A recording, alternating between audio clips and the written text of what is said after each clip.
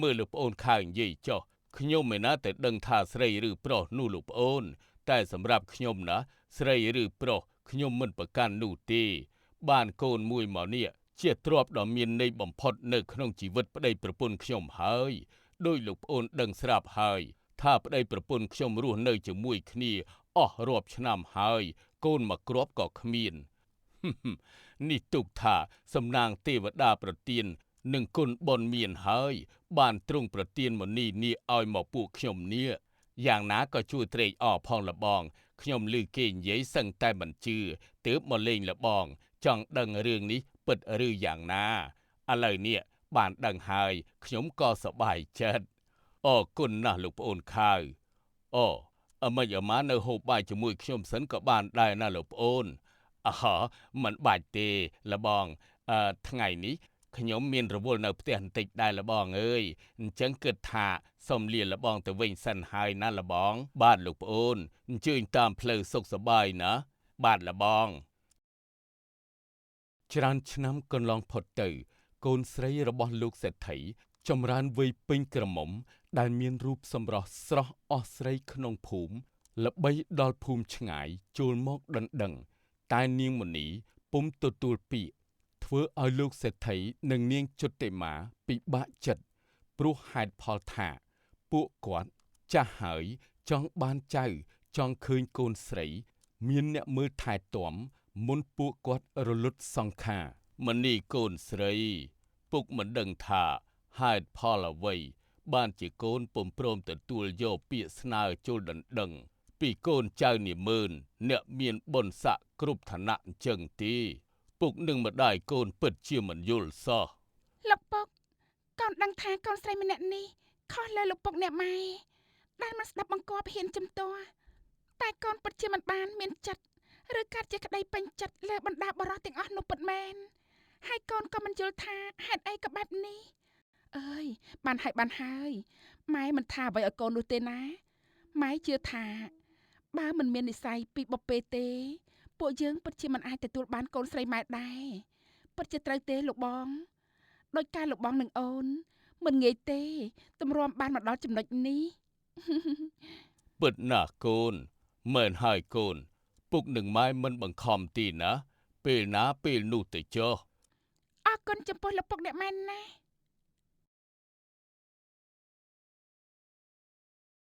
រឿងរ៉ាវជាច្រើនដែលអ្នកភូមិនិយាយតគ្នាឬដល់មេចៅដែលវាសំងំរងចាំថ្ងៃល្អជាច្រើនឆ្នាំយប់នេះជាពេលវេលាល្អហើយពួកឯងមកក្រុមចូលទៅអុកលុកក្នុងភូមិហើយអាពីរអ្នកទៀតមកតាមអញចូលទៅចាប់យកកូនស្រីរបស់អាសេដ្ឋីល្បីថានាងនឹងស្អាតហើយមិនព្រមយកប្រុសណាទាំងអស់ចាំមើលប៉ះចៅកាន់ឆ្នាំដូចជាយើងនេះតើវារត់រួចទេហ៎ ពិតមែនហើយលបងចាំមើលពួកវាខ្លាំងប៉ុណ្ណាទៅ យេហើយឯងសើចស្អីដែរសើចគ្មានជាតិអីតិចសោះបកាច់ប្រឹងសើចធ្វើស្អីអូគឺសើចតាមច្បាយនឹងហើយច្បាយសើចអត់ជាតិទើបកូនចៅវាសើចអត់ជាតិតាមអញ្ចឹងណាអញសើចអត់ជាតិឯងសើចដែរហើយចុះបើអញយំឯងយំតាមដែរមែនអមិនយំទេតែហួសចិត្តហើយស្អីបានធ្វើឲ្យឯងហួសចិត្តហ៎កើតមកជាចៅយូរហើយច្បាយសម្លាប់មនុស្សអស់មិនតិចទេមិនញញើតដៃសុកច្បាយយំចង់ដឹងថាមុខច្បាយជ្រួញដល់កម្រិតណានឹងណា ភ្លាមនោះមេចៅមិននិយាយច្រើនដើរមកចិត្តនេកក្ដុលកំពុងតែសើចសប្បាយក៏ដាក់មួយជើងបណ្ដាលឲ្យដួលភ្លាមច្បាយអើយច្បាយអើយច្បាយអើយលេងធ្ងន់ម្លេះឈឺណាច្បាយអាយ៉ាអូហូយហើយច្បាយអើយច្បាយខ្ញុំគ្រាន់តែនិយាយលេងសោះក៏មកទាត់ខ្ញុំដែរអូយជើងធ្ងន់មើលតែព្រំសំណាងអូយចុកណាស់អាយ៉ាអូយចុកណាស់អូអាក្ដុលអញឲ្យបាយឯងស៊ីឲ្យផ្ទះឯងនៅគ្រាន់តែទាត់មួយជើងសោះស្រែកដូចគេចាប់អាកចោលអញ្ចឹងអានេះអូយច្បាយរាត្រីស្ងប់ស្ងាត់ក៏ចូលមកដល់មនុស្សម្នាលងលក់បាត់ស្មារតីនៅតែនាងក្រមុំមុនីនាគដេកមិនស្ងប់នាងហាក់មានអារម្មណ៍មិនស្រណុកដើរទៅដើរមកក្នុងបន្ទប់ភ្លាមនោះ ស្រាប់តែមានពន្លឺពណ៌ខៀវចេញមកតាមមាត់បង្អួចនាងក៏ប្រញាប់ស្ទុះចូលមកឈរក្បែរមាត់បង្អួច ហាតើនោះជាពលឺអ្វីទៅ ខ្យល់ជំនោរបានបណ្ដាលឲ្យមុនីនាគមានអារម្មណ៍ល្អនាងដកដងកហើបវែងសម្លឹងមើលទៅជ្រុងម្ខាងនៃផ្ទៃមេឃងងឹតប៉ុន្តែមិនមែនងងឹតរហូតមើលមិនឃើញអ្វីនោះទេដោយសារតែកម្លាំងនៃពន្លឺដួងព្រះច័ន្ទនាងអាចមកមើលឃើញរូបភាពដ៏ស្ងប់ស្ងាត់ពីដងទន្លេខៀវដែលនៅមិនឆ្ងាយពីផ្ទះរបស់នាង ទន្លេខៀវខ្ញុំពិតជាចង់ដឹងណាស់ថាខ្ញុំមានអ្វីពាក់ព័ន្ធនឹងទន្លេខៀវនេះខ្លះ កំពុងតែគិតស្រាប់តែមានសំឡេងអ៊ូអរនៅខាងក្រៅនៅខាងក្នុងភូមិមានពន្លឺភ្លើងជាច្រើនខ្វែងខ្វាត់ នេះមានរយកាត់ឡើងហ៎ចោលភូមិហ៎លោកពុកអ្នកម៉ែ នាងប្រញាប់រត់ចុះមករកលោកសេដ្ឋីនិងជំទាវជុតិមាតែពួកក្រុមចៅបានចាក់សម្លាប់ពុកម៉ែនាងស្លាប់បាត់ទៅហើយមុនីនាគស្រែកយំសោកនិងមានកំហឹងជាខ្លាំង ពួកឯងថោកទាបអត់កែខ្មាស់ហ៊ានសម្លាប់លោកពុកអ្នកម៉ែរបស់យើងថ្ងៃនេះយើងមិនឲ្យពួកឯងរស់ទេអើយ រំពេចនោះកែវភ្នែករបស់មុនីនាគប្រែជាមានពណ៌ក្រហមហើយមានខ្យល់បក់យ៉ាងខ្លាំងសភាពរបស់នាងប្រែជាមើលទៅមានពន្លឺដ៏គួរឲ្យខ្លាចក្រុមចៅឃើញហើយរកតែរត់ហើយលបងនៅបានទេលបងនាងនឹងជាបិសាចណាបិសាចស្អីមុនីនាគស្រស់ស្អាតប្រចាំភូមិនេះឯងឈួតមែនណាអេចវាយមើលឲ្យច្បាស់សិនទៅចវាយកូនចៅរបស់មេចៅម្នាក់ខ្លាចញ័រមិនហ៊ានចូលទៅក្បែរតែមេរបស់ពួកវាមិនបានខ្វល់ពីសម្ដីពួកគេនោះទេឈានចូលទៅរកមុនីនាគភ្លាមនោះស្រាប់តែមានផ្គររន្ទះភ្លៀងបោកបក់ខ្លាំងហើយមេឃក៏ចាប់ផ្ដើមងងឹតគួរឲ្យខ្លាចហើយនេះ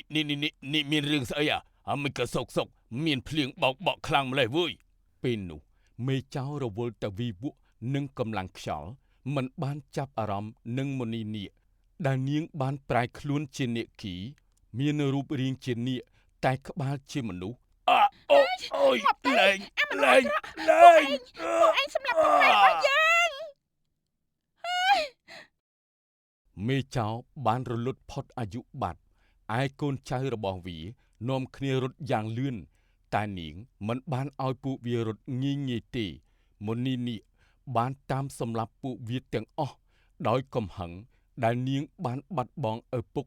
និងម្ដាយរបស់នាង ពួកឯងគិតថាកិច្ចពីយើងផុតមែនទេហ៎ពួកមនុស្សអាក្រក់ដូចជាពួកឯងយើងមិនទុកឲ្យធ្ងន់ផែនដីទៀតនោះទេវើយ អើយជួយផងជួយផងជួយ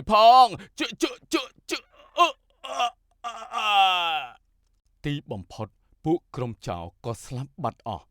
ឯក្នុងភូមិក៏មានតែពន្លឺភ្លើងដែលពួកចៅនាំគ្នាដុតបំផ្លាញមុននោះឆេះគ្មានសេះសល់នាងមនីនាគក៏បានคล้ายខ្លួនជាមនុស្សធម្មតាវិញ លោកពុកអ្នកម៉ែកូនមិនល្អហើយកូនមិនអាចមើលថែលោកទាំងពីរបាន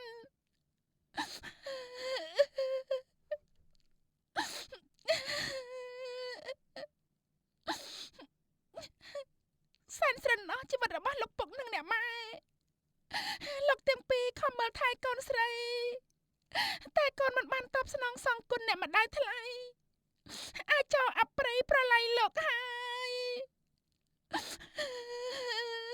ភ្លាមនោះស្រាប់តែលេចវត្តមានបរិសម្នាក់មានសម្លៀកបំពាក់ពណ៌ខៀវប្រណិតតុបតែងយ៉ាងស្រស់សង្ហា